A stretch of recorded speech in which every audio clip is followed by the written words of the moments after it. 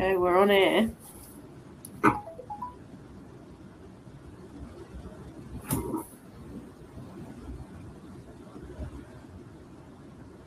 Is anyone there, Kel? Yeah, there. Yep. Pardon?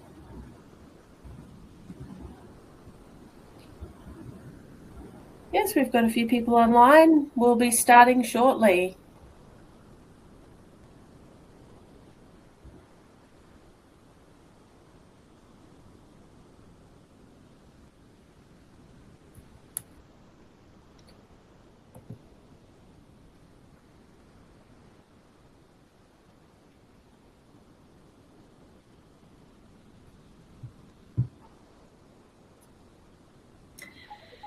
Hi, everyone. I don't know if anyone can see me at the moment, but we're just waiting for a few more people, and you don't probably usually see me at this point, but if you can see me, I'll be starting in about 1 minute. So welcome along. Thanks for coming.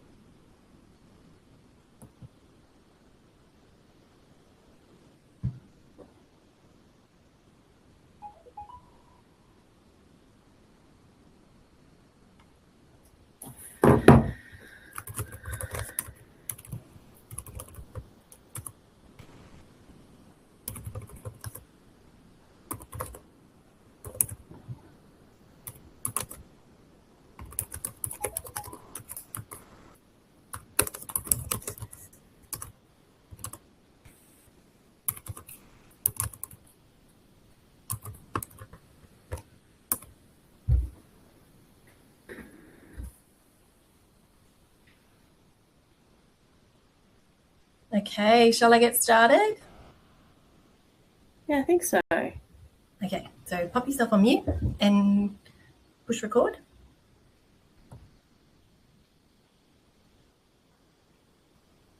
All right. Hi, everyone, and welcome to this dietitian webinar series, webinar 7. Thank you for joining us.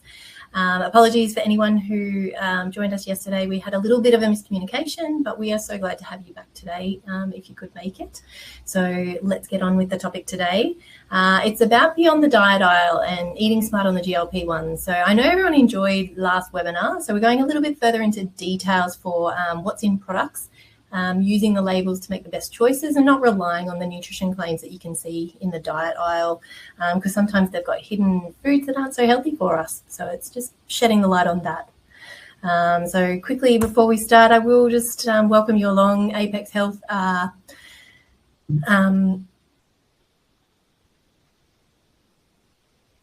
just been told to stop. Just one moment. I'll just make sure everything is okay.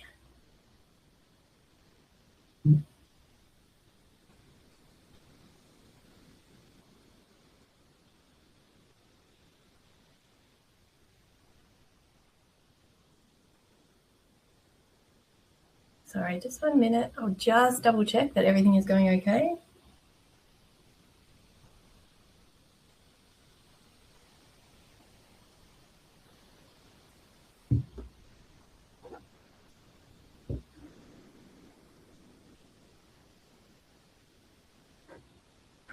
Stop sharing my screen for a minute and just make sure everything is okay.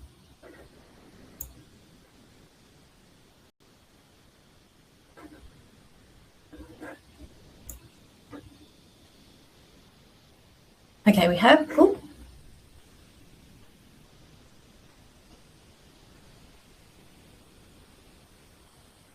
So there's no slides. Okay, sorry guys. I'm just going to try again, make sure that everything is open and start again.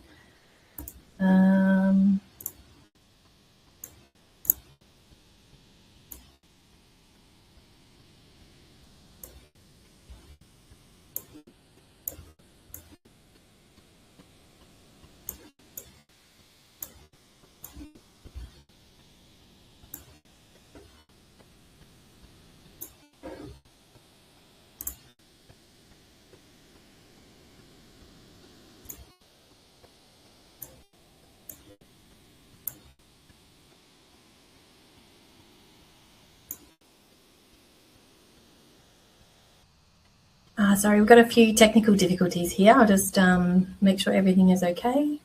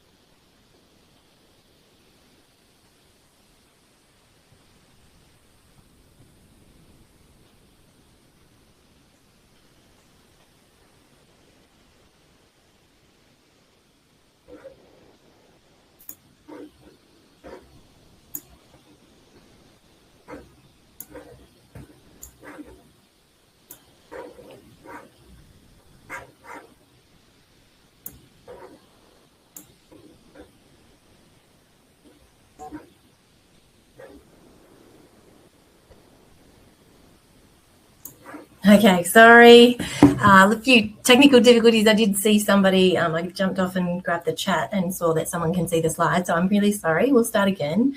Thank you for bearing with us.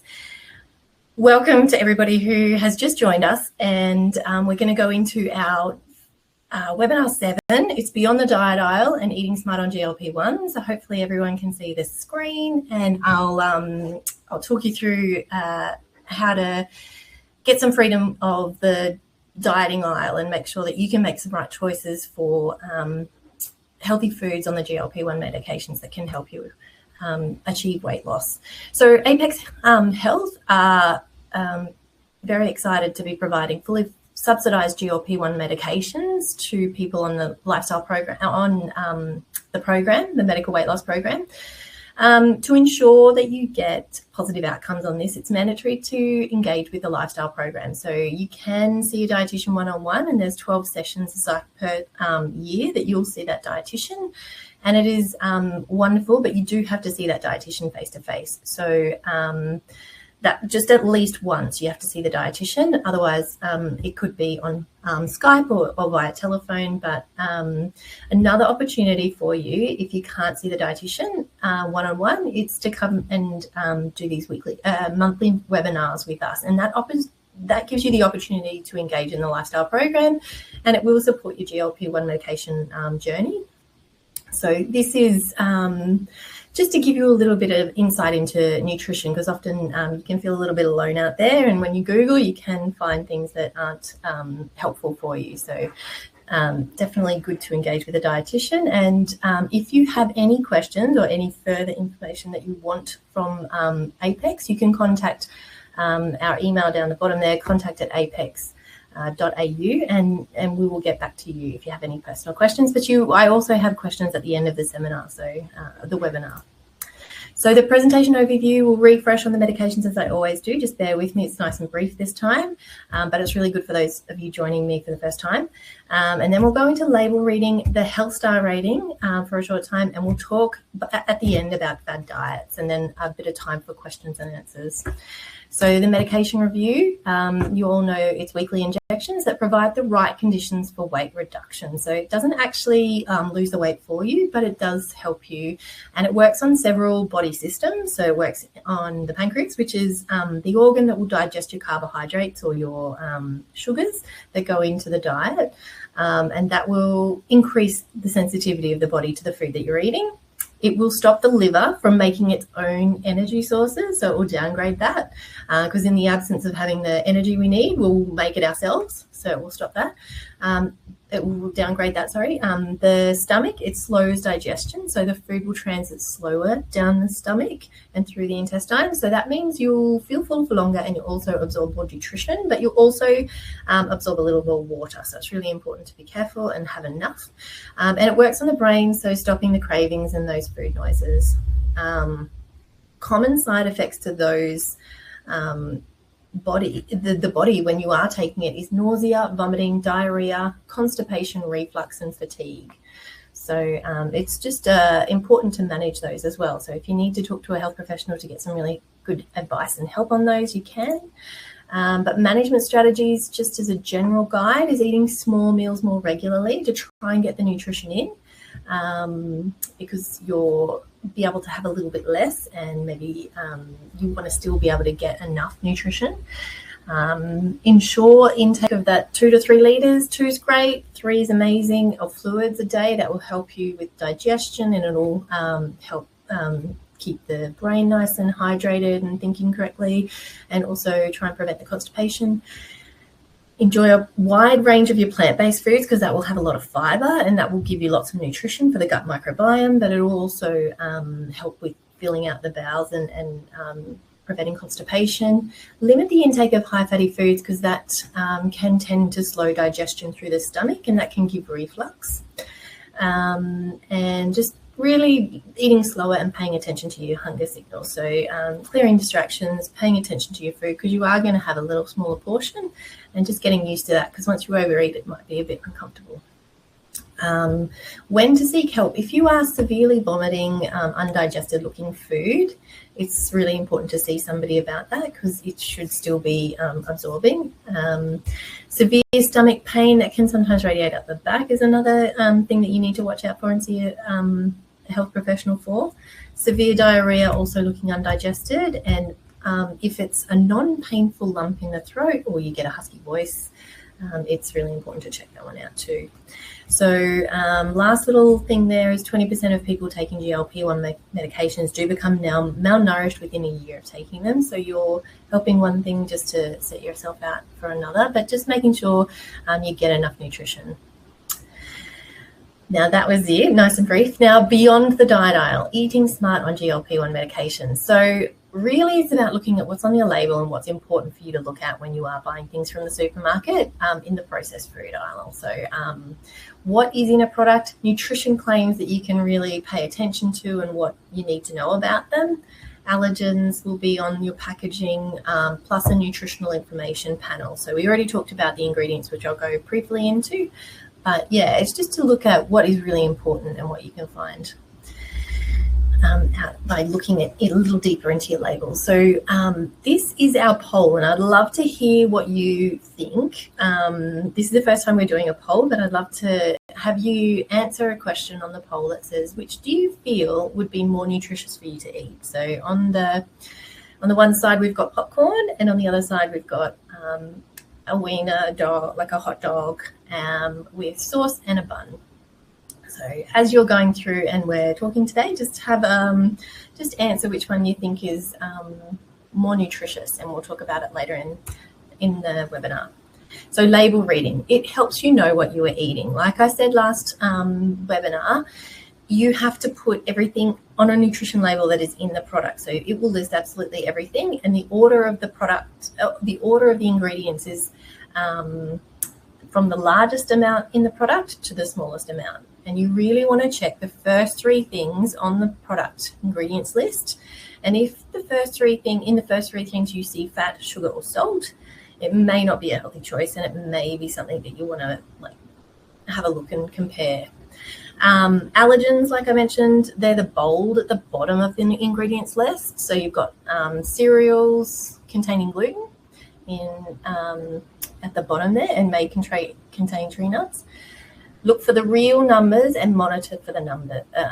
Look for the real foods and monitor for numbers. So I'll just quickly go into allergens. They're not super important for you on GLP-1s unless you are allergic to something, but it's just something that you do see on a nutrition label, and allergens will be in bold, and that's just required by law because there's 8 top allergens. So when you have an allergy, which is a serious one, it could be to one of these 8 top allergen foods, which is eggs, milk, peanuts, soy, fish, shellfish, gluten, or tree nuts. Down the bottom, it's got also may contain or may be present, and this is just a voluntary thing that companies can put on their labels. They don't have to put it, but if they have nuts or sesame seeds in the same processing area as the food that you're going to eat, then they will just let people know, and usually that doesn't mean anything. So moving on to the label reading portion, which I think is a really, it's where you'll find the most information. So this is a nutrition label here that has been taken from a product. As you can see up the top, we've got servings per package. There's 12, and the serving size. This is all set out by the company. So this isn't really to do with Australian guidelines or anything like that. But it is something that they have just decided that the quantity will be. So when you're looking at your nutrition information panel, you will always see energy, protein, total fat, and underneath it saturated, carbohydrates with underneath that sugars, dietary fiber, and sodium. They're the main things. Sometimes you'll find vitamins and minerals on there as well, but those are the things that you'll always see. So we actually do use those to make a good decision on what is a healthy product and what is not. Now, you can see in the first column there, it says quantity per serving. So that, like I said, was just something the manufacturer decided on. It's not really your serving or portion. You decide that. You rarely get out scales and say, okay, I want 30 grams of this cereal. You'll just put your portion there. So really, that doesn't really compare to what you're eating. And it certainly won't compare to another product, because another company might say a 45-gram serving is what you're going to have for your breakfast. And that, again, isn't probably what is in the bowl when you're eating it. So what we do is we go to 100 grams per the 100-gram column. So all of these on the outside of the column, the outside column says per 100 grams. So your energy is 1,640. Your protein is 5.7. Total fat 1.2. Saturated is 0.9. So those, I won't go through them all, because I'll just point you to beside that where it says, looking at the 100-gram column, it easily allows you to compare products. So even if you don't use a label reading card, which I will go into next, you can compare like with like. If you've got your cereals, you can see which has more energy, which has more protein, which has more dietary fiber for your products. But we will give you a little guide to show you what we're looking for, because often when we look at a product, we think we want no sugar because we think, sugar is bad. But to be honest, there's impossible to find a product with zero amount of sugar, and it's actually can be quite healthy to have one with up to 15 grams of sugar per 100 grams. So if you look here, saturated fat and saturated fat, we want to choose the products with less of these, particularly the saturated fat and trans fats. With sugar, we aim for less than 15 grams per 100 grams.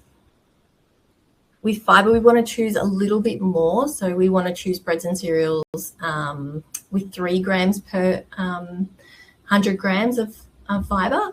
What I will say about fiber is it's not in every product. It is only in plant-based products, because it's the part of the food that we don't digest, and we don't digest plant foods. It won't be in protein foods. So you won't find it on your ham or anything like that. But on your plant-based foods, we want more than 3 grams per serve per 100 grams.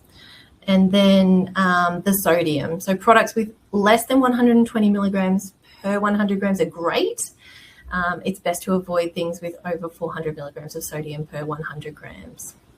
So what I will do is, that's a lot of information to take in. But on the next slide, if you have your phone, or when you get the slides from today, the webinar, you can take a photo of a card. And if you take a photo of this card, you'll be able to take it into the supermarket with you and look at that nutrition label and compare and see which products you like. Sometimes, you really enjoy a product and maybe it's outside on one of them, but, you've got the choose, and then you've got the avoid. So try and just stay within the limits of the avoid. If it's a little higher than the choose, then that's okay. So I'll just let you take a photo of that.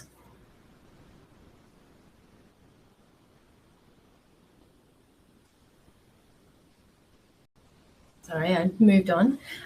So this is a focus on certain foods. So like I mentioned, sometimes they'll be outside of the ranges set on that card. But for the certain foods, I suppose, breads and cereals and crackers, they don't have much in them. So when you're looking at bread, they kind of have flour, water, yeast, and a little bit of salt in them. So, and it's a really good core food with a lot of nutrition and where we get a lot of fiber from. So the bread, what you want to look for is having more than 5 grams of fiber per 100 grams, and for salt, less than 600 milligrams per 100 grams.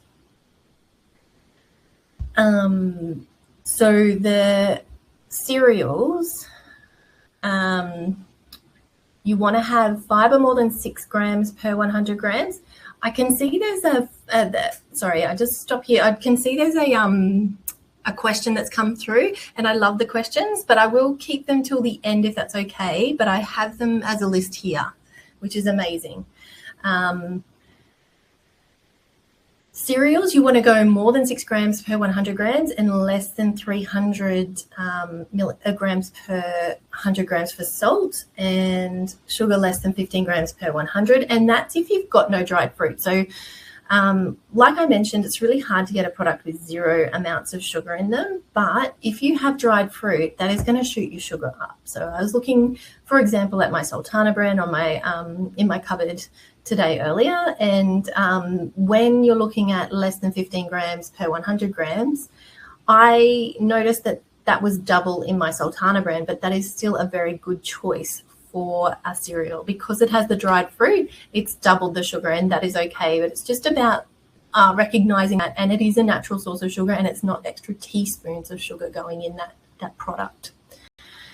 So that's just a little bit of a tip there for sugars in cereals or any other products as well, like yogurt can have some fruit in there.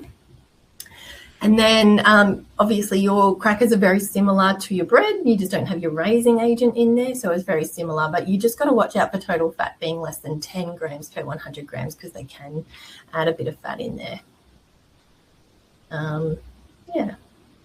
Certain foods, milk and yogurt deserve a special mention because they do come with saturated fat, but when you're looking at it, fat should be less than 2 grams per 100 and saturated fat less than 1.5 grams per 100. Now, when you're looking at your milks, so the guidelines do recommend having low fat or light milks. When you're looking at them, when the full cream milk is 4 grams per 100 grams of fat, your trim milk or light milk is going to be a 2% fat, so 2 grams per 100 grams, and then your skim milk is 1.5. So when you're thinking of the fat that is in milk, yes, it is a good whole product and a very healthy one. But when you're looking at taking out the saturated fat, which is the type of fat that can lead to heart disease, and it sort of sits around in the blood vessels and can raise your cholesterol levels, that's the type of fat that you're pulling out of the milk. So it is not something that you'll miss out on.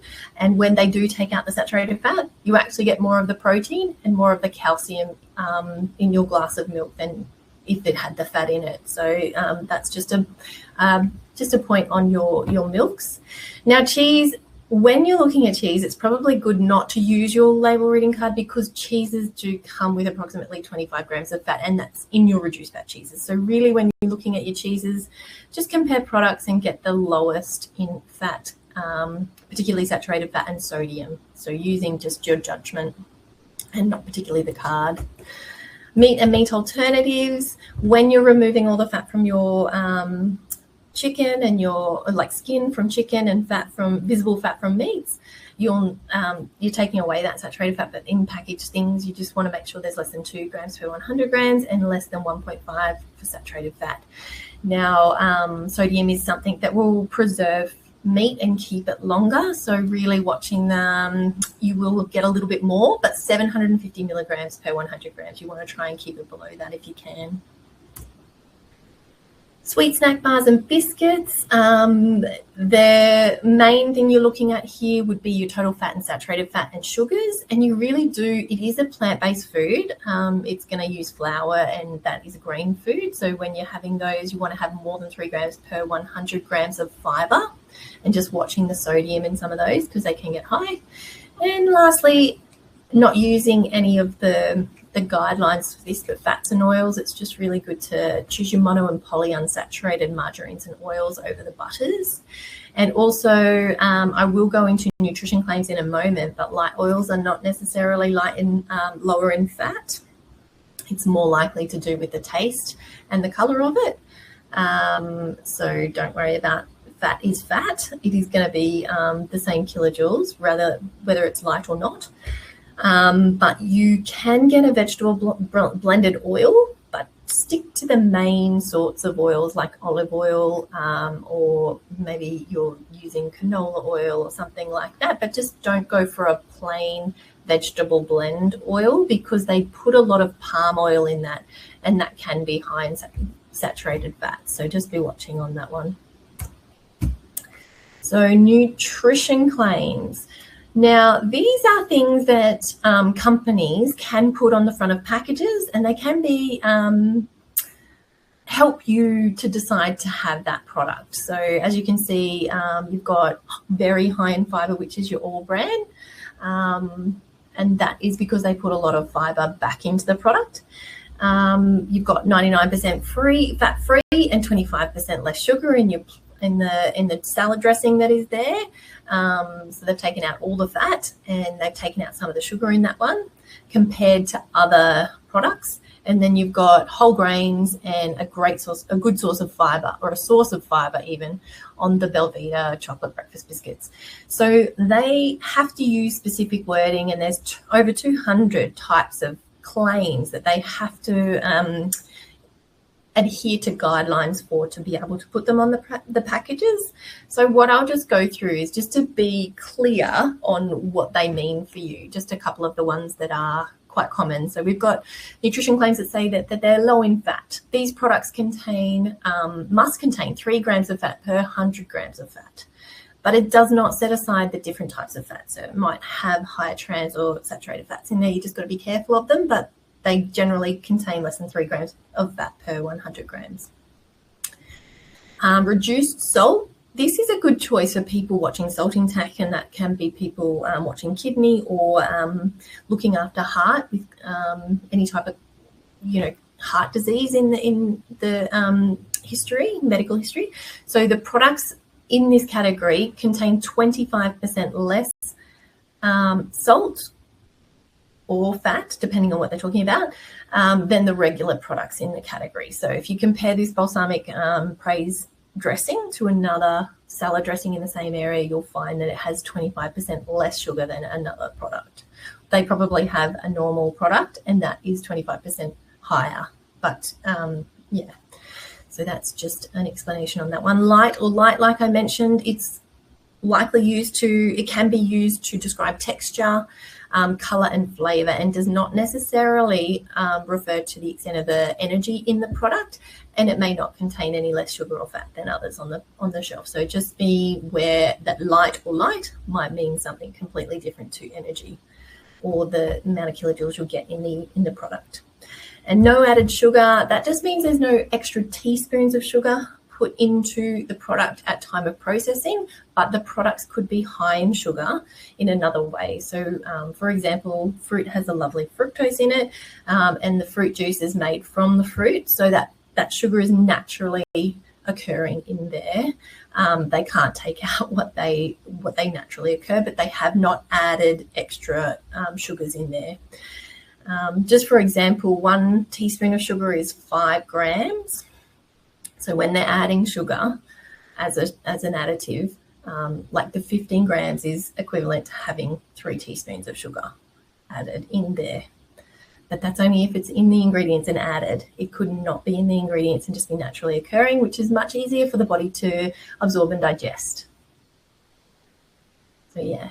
Other useful information you'll find as you use by dates and best before, and I just thought this was a nice information to have, because we might be throwing out some products that we can still use. So like a used by is, so these date markings on the label are used as a guide for when the product can be kept until before it begins to deteriorate and in some cases become unsafe to be eaten.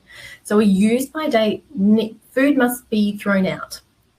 After that use by date, there'll be a health concern or a safety concern if you consume it. So throw it out and you'll see examples will be on meat, some ready-made meals, and definitely medication. So if it is past that use by date, you throw it out, you don't consume.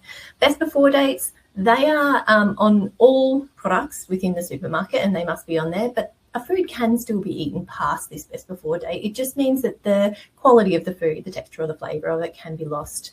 And the other important thing you'll find on your packaging will be storage, cooking and preparation instructions. So maybe sometimes if you open a product, you then have to put it in the fridge, or it needs to be kept cold, keep refrigerated. It's bought cold and needs to stay there. And sometimes it needs special preparation before eating it. So looking on your meat, you need to cook certain sausages and things before eating, and that will all be on your packaging. So which would you choose? And you guys are great. You got straight on there and you put in your answers. And I must say that you're very clever, because the first time I was ever asked this, I did not answer the same way as you did. 71% of people picked the popcorn, and that is correct. And 28% picked the hot dog. And now I'm just going to give an example of why. And here's your labels. So the winner is the popcorn. Pat on the back if you got that one. Corn kernels, oil and salt is all you'll find in the popcorn. So it is very whole food, and your body really can use all of those things, and it knows what they are. On the other hand, your meat. So you guys have definitely been listening to these webinars, so thank you so much. That's awesome. I didn't even go into the bun or the sauce. I got stuck in, and this is what I found in that hot dog. So you can see lots of non-food items there. And when I looked at some of these, you can actually look up these. There is a book called The Chemical Maze that I use as a resource at my clinic. And if you look at, a 325, it's a sodium lactate. It's an acidity regulator, and it can also be doubled and used in cosmetics and sunscreen. The sodium acetate is the 262, and that can be used in heating pads. It's a chemical that's used in heating pads. If you keep going down, you've got laundry detergents, toothpastes, other detergents, film developing, cosmetic sunscreen, and anti-corrosive that's used in cosmetics. And some of these in high doses can be very unhealthy, medicines and lipsticks and things like that. So they are only ever allowed to put a safe dose of these things within the food. So when you're consuming it on a non-regular basis and you don't have a lot of packaged foods, they're not going to do they're not healthy and they're not providing you with anything, but they're not going to be harmful at the small levels. But when you start to add other products in there, maybe you're having another thing with extra of the same ingredient or something that is going to put you over the limit of what you're supposed to eat. So that is the point of this. So I don't want to scare you, but that is just something that is interesting to keep in mind. But thank you so much for putting in your answers there, and well done for those who got it. So a little more on the star rating. Some foods are given an automatic 5-star rating, and they're whole natural foods. You possibly won't find a star rating on them. They won't have packages, but in the fruit section and the veggie section, all of those are automatically 5. And yeah, so that the benefits of using this star rating is that you can select a higher star rating, and then within that product you've got higher vitamins, minerals, protein and dietary fiber in there, and they generally have less of the sodium, which is salt, your sugar and overall energy in them. So why do we use it when we're using the star rate, when we're using the label reading? There's a lot of information on the food label, so you can just work it out without using your card, and it takes less time. But just make sure, like I mentioned, using it within the category. So not using a cereal versus a yogurt, but using cereal versus cereal, or the cereal bar is like the muesli bar. In the muesli bar, you can't do different categories. But just to give you a little bit of an idea, this is a nice slide that I found as well that you might want to take a little picture of, and just to see the minimum star ratings that are recommended for certain categories. So, there's not always a 5-star, or you want to have a product that's a little less. These are in categories what you should look for. So fruit juices and veggie juices always go for your 5-star, because that will mean there's no additives in there, no sugars or anything like that. So 5 stars, your best options. That's down the bottom there. I probably should have started at the top. Your cereals, there's a lot of cereals in the aisle, but look for a 4.5 or above. Yeah, I'll just let you have a little bit of a look through there. I don't have to go through all of them. Your liquid breakfast drinks, 4.5, and your crackers, 4s. Yogurts is quite high. There's some really good options in there, but 4.5 or higher. Yeah, and just looking at your frozen section, so your sausage rolls and pasties and spring rolls and things, and ready-to-eat meals and crumbed and battered meats and things are 4 and above. Yeah, and soups as well. So just having a bit of a look at that. If you have had time to take a little photo. But great shopping tips from me. Like I mentioned in another webinar before, it's really about what's sitting on the outside of your supermarket. So if it's for me, my local that I usually go into, I'll walk in and there'll be the fruit section. And there'll be the big buckets at the front with the specials, which are the most nutritious because they're in season. They'll usually be a little bit cheaper. I'll go there first, but then up to the back, I'll go to the bread section. Behind that is my meats along the back, and then milks and yogurts down the side. So really most of my shopping gets done around the edges of the supermarket, and most of those things are very low in processing and high in nutrition. Then I've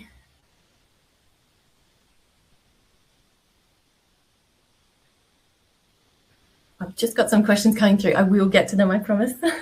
I won't stop now, but I'll, yeah. So when you go from the outside through the sections in the middle, you get in the traffic jams and stuff anyway. But yeah, that's my tip. So fad diets. This is a really so we just refresh on nutrition for GLP-1 medication. So really when you're on a GLP-1 medications, you want to be having those regular meals to get enough nutrition, with protein being a really major thing that you want to have a lot of, because you remodel your organs get remodeled, and you want to have enough proteins going in the diet that can be built, that build the proteins back up. So all your organs are made out of the proteins. Your muscles and your metabolism is dependent on your muscles, and your hormones. So having enough protein is a really important thing. Fiber, so lots of plant-based foods. We know that they're really important for bowels, but we're also feeding our gut microbiome, which can help our mental health. And also we've got all those antioxidative, which is cancer-reducing vitamins and minerals in there. Hydration is really important, and then those smaller meals. So that's our refresh on what we need to do. Fad diets, what are they and how can we spot them? So how to spot a fad diet: they always promise really quick and easy results with little to no effort. So this is what you do. You don't have to worry, and the weight will just drop off. Eliminate entire food groups. They just say, no, don't have this. We can't have carbohydrates or diet. Dairy is a good one they usually have. They're, and they send confusing messages, because one will say, don't have any of this, and then the other one will say have lots of it. So you can't really pick and choose. You've got to, they don't work by adding them both together. But it does. I'll just stick to what I'm saying here, but eliminates entire food groups and has no carbohydrate or dairy. They limited evidence. So they have a book, or maybe it's their own experience or quotes from other dieters or celebrities or something like that. There's very limited evidence. They haven't been through rigorous testing like we do in our scientific evidence-based advice that we give as dietitians. They have a before and after picture. There's always testimonials about how good it is and how good it is. It's too good to be true, and it usually is. And they do rely on a one-size-fits-all, which we know we're all individuals. So this is the different fad diets that I saw this little picture on the internet, and I thought I'd include it, because there's lots of them there that I have had throughout the ages before I even started dietetics. So like the cabbage soup diet, the grapefruit diet, you've got the master cleanse. I remember somebody on the radio doing that. They've got the Atkins, which is very well known. Less well known as the General Motors diet, the GM diet, or the HCG, which is injections of a hormone, plus a very, very low calorie. So I'll go into a few of these. So just debunking a few for you. The alkaline diet, so you may have heard of it. It's telling you that eating acidic foods such as eggs, meat, fish, grains, dairy, and alcohol can lead to having an acidic environment within the body. So it causes metabolic imbalances apparently and can lead to disease. So they recommend replacing these with alkaline foods such as fruits, nuts, legumes, and veggies. I can't debunk the fact that those are healthy foods, but they will. The pH range within the pH is 0 being very acidic and 14 being very alkaline. And there's your breakdown of what can be acidic or alkaline.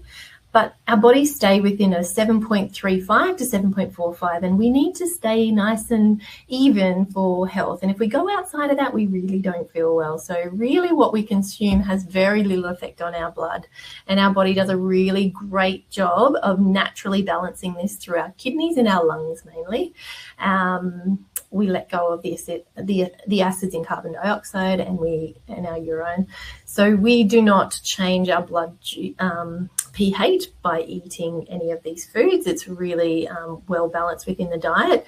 And for example, some of our body actually does use an acidic environment, such as our stomach. We have a lot of lining and mucus in there, and we do lose a lot of cells in there. So on a scientific look at that, we do have an acidic environment, and it is really needed within our body, but we very well contain that acid so that we just use it for what it is. So it's needlessly excluding healthy foods such as our whole grains, and it doesn't have a lot of evidence to support the claims of the diet.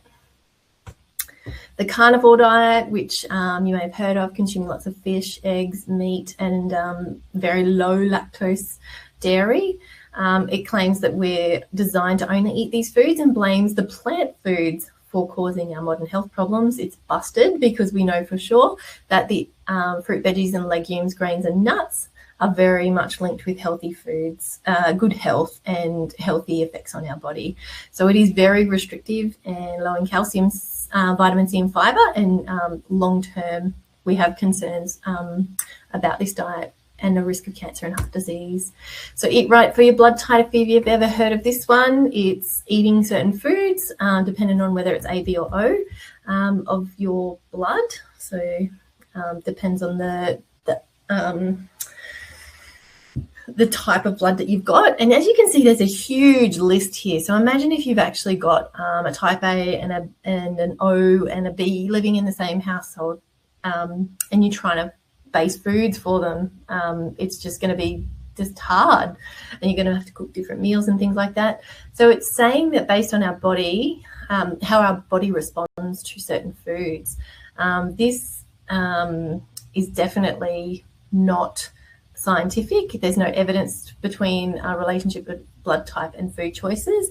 And for example, primates are very similar to us and have all types of blood types, and they eat all of different types of foods. So there's no scientific backing on this one, and it is a very restrictive, hard diet to follow. The paleo diet, you probably heard a lot about.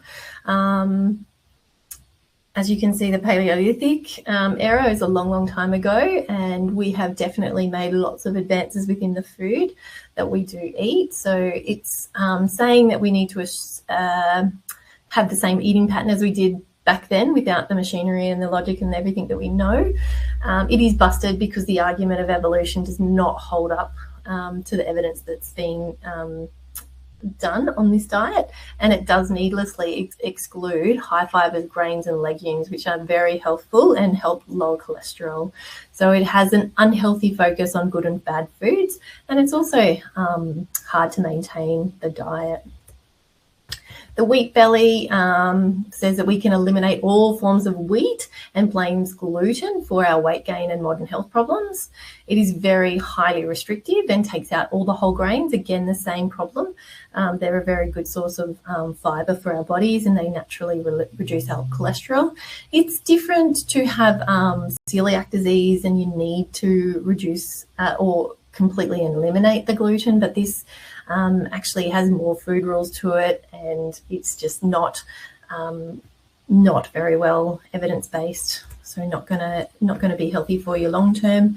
And again, this one is very restrictive, the Whole30. It has a 30-day elimination period where it pretty much tries to cut out all sugar, but sugar is not the enemy. We need it for health, and it's our main fuel source to get from A to B and to do our daily living. So if we cut it all out, it's really not going to feel very nice, and it's really hard to take it all out. So it removes all your grains, dairy, soy, legumes, alcohol, sugar, and it's got a very restrictive diet. It makes it very difficult to enjoy food in a social situation where you have to abide by all these rules, as you can see in the picture there. Rules for success. So anyway, what I really want to say is that letting go of any other diet or any other of those things that you're worried about following while you're on the GLP-1 medication is a really good thing, just to let go. Just a word on not all diets are fads. Some diets do progress to studies and have shown evidence to suggest that they are beneficial, but for certain things. So, for example, we've got a very low carbohydrate diet, and it's helpful for diabetes management because that is where we find we get high blood glucose if we're having lots of carbohydrates. So if they follow a low carbohydrate diet, it helps with their management of their diabetes. Very low energy diets, like the OptiFast diet, is a shake diet, and I know I have a question about the shakes.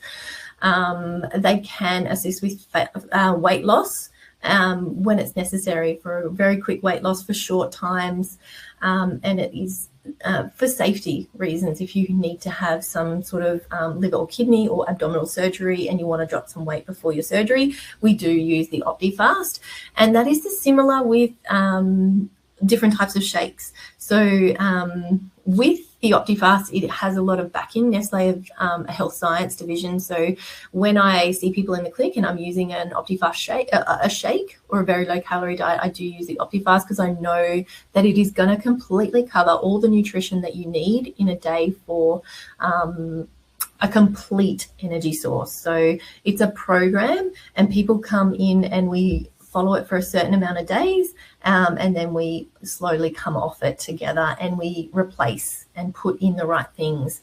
In terms of a meal replacement, very similar. If you read your labels, you could compare OptiFast and the other shake. I think it was a man shake.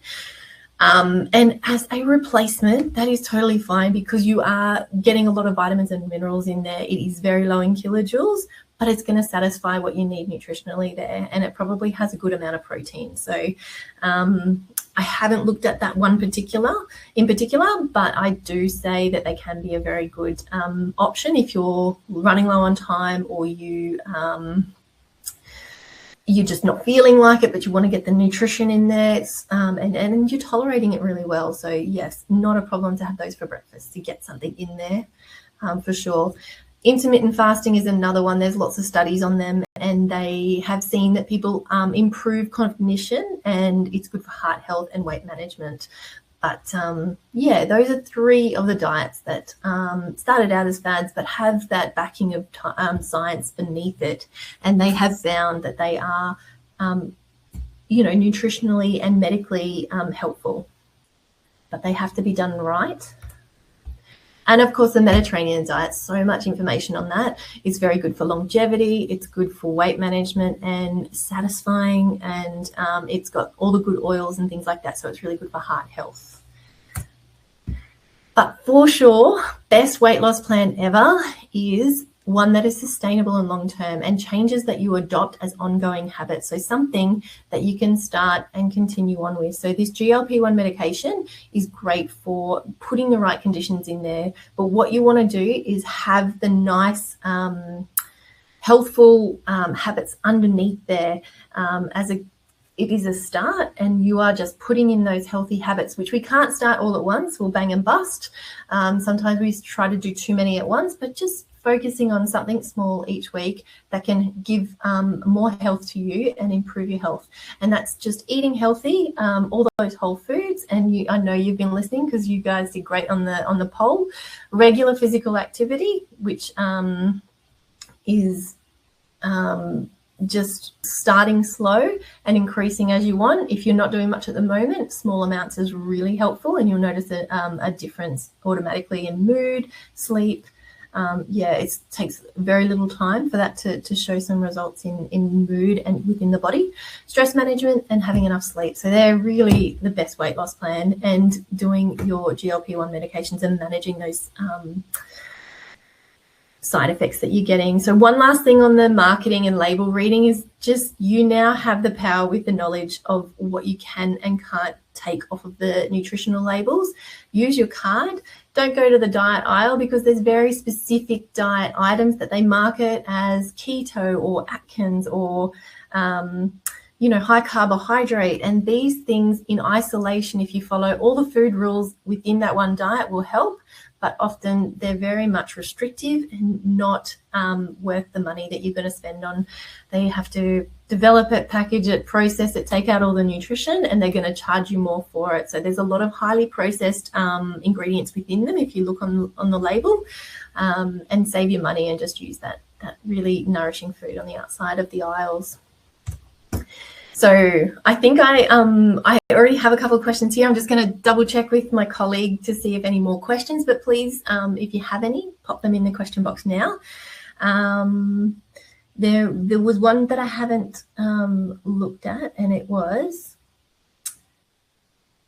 if poison is worse after the use-by date is gone. So if chemicals are used within foods, particularly in medications, it will degrade and not form the strong bonds that it needs to. So medication is basically a chemical scientific reaction. If you're using it past the use-by date, some of the bonds might not be there, and it might lose, some of the chemicals might not be as effective. So yes, the product won't work as it used to, and I would not suggest to have like the medical products after their use-by date. Just give them back to the pharmacy, and they can do dispose of them. But yeah, if it does have a use-by date, it is unsafe to consume it past there. If you have done it in the past, please don't worry. But yeah, for future, just if it does say use by, it does mean that you need to discard what you have after that use-by date. I'll just wait and see if there's any more questions.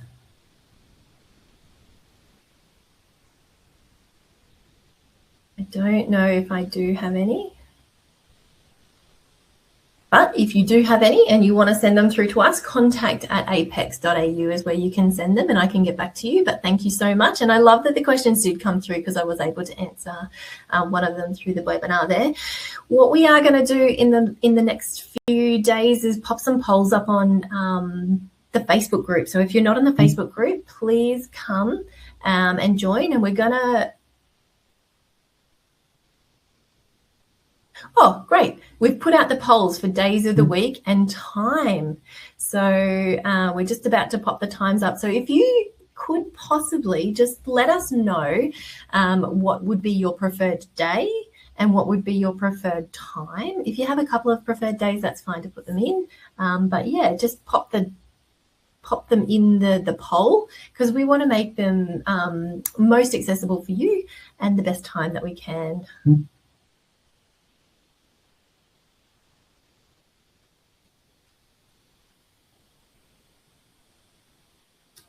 Okay, it says there that someone has been prescribed for something, but I don't know the answer for you here, but I will be able to get back to you for that one. I'm so sorry, I'm not sure of the answer there, but I will get back to you. But while we're just collating a little bit of the information there, thank you so much. We, for further support, if you want any other help in the area of dietitians, exercise physiologists, physiotherapists, psychologists, or GP, reach out to us at contact@apex.au, and we will be able to sort you out with some referrals for any of those services, because they are, again, within that allied health 12 cycles per year, 12 sessions per year, if you want some extra help. And And that is it for today's webinar. Hang on the line and just do your preferences, but I will also be popping them into the Facebook group. But thank you so much, everyone, for joining us. And I will also ask if you have any topics that you are interested in that you'd like me to do some research on for our next webinar. But I look forward to seeing you then. Thank you so much for joining us. We will see you next time.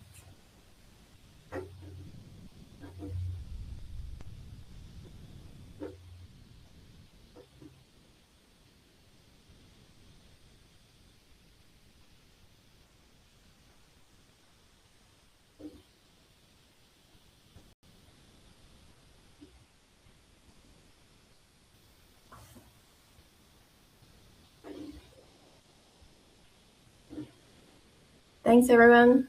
Have a nice night.